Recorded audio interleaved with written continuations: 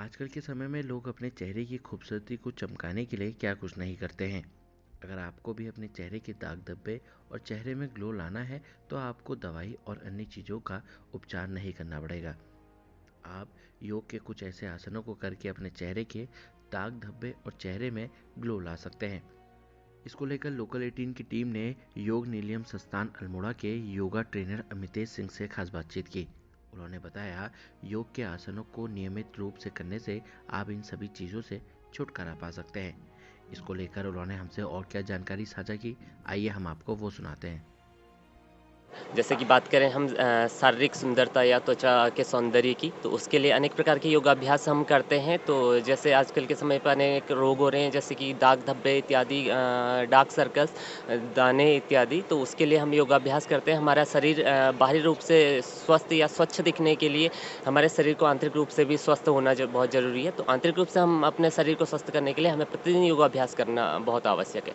तो सबसे पहले प्रतिदिन हमें योगाभ्यास में सबसे पूर्व सूर्य नमस्कार प्रतिदिन करना चाहिए। तो सूर्य नमस्कार हमें प्रतिदिन 2 राउंड से 10 राउंड, 11 राउंड अपने शरीर के अनुसार हमें प्रतिदिन करना चाहिए। तो सूर्य नमस्कार के बाद हम बात करें तो बहुत ही अच्छा आसन कहें तो शीर्षासन कहा जाता है। शीर्षासन आसनों का राजा भी कहा जाता है। अगर आपसे शीर्षासन नहीं होता तो आप सर्वांगासन कर सकते हैं। सर्वांगासन करने के लिए हम सबसे पहले अपने पीठ के बल लेट जाते हैं। तो अपने पैरों को पूरी तरीके से ऊपर उठाते हुए अपनी कमर को भी ऊपर उठाएँगे और दोनों हाथों से अपने पीठ पर सपोर्ट लेते हैं। तो आपके पैर पूरी तरह से ऊपर, आपकी चिन आपकी चेस्ट से टच रहती है। तो इस प्रकार आपके शरीर का जो ब्लड फ्लो है, वो आपके सिर की ओर रहता है, जिससे आपके चेहरे पर एक अलग-सा ग्लो और अगर आप प्रतिदिन इसको करते हैं तो एक निखार आता है। तो उसी के बाद हम बात करते हैं ये शीर्षासन की। तो शीर्षासन को भी हम शीर्षासन भी जिस प्रकार कहा कि आसनों का राजा कहा जाता है।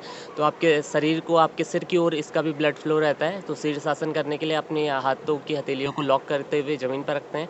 अपने दोनों एल्बो पर शोल्डर रीजन गैप रखते हैं और अपने सिर को अपने दोनों हथेलियों के बीच में रखते हुए अपनी बॉडी को धीरे-धीरे पूरी तरीके से पैरों को ऊपर की ओर उठाते हैं और अपने सिर के बल खड़े हो जाते हैं। इसे शीर्षासन कहा जाता है। अगर आपसे ये नहीं होता है तो आप इसको दीवार के सहारे कर सकते हैं, अन्यथा सर्वांगासन का भी सेम शीर्षासन की तरह ही लाभ होता है।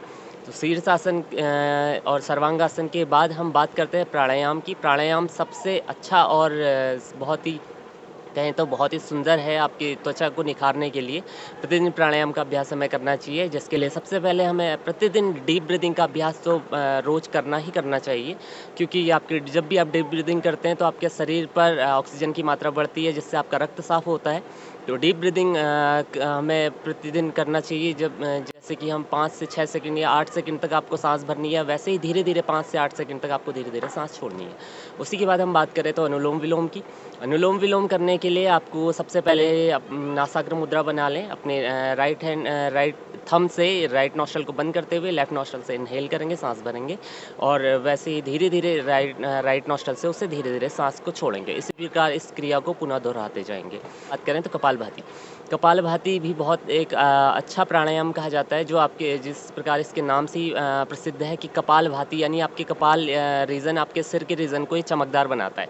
तो कपालभाति करने के लिए हमें सबसे पहले हम किसी भी आसन पर बैठ जाएँगे, कमर और गर्दन सीधी रहेगी, दोनों हाथ अपने घुटनों पर रखें या ज्ञान मुद्रा पर रखें। इसके बाद हम अपनी साँसों को फ़ोर्सफुली बाहर की ओर छोड़ेंगे, जिसको हमें प्रतिदिन लगातार 1 मिनट तक करना चाहिए और धीरे-धीरे आप इसे बढ़ा भी सकते हैं।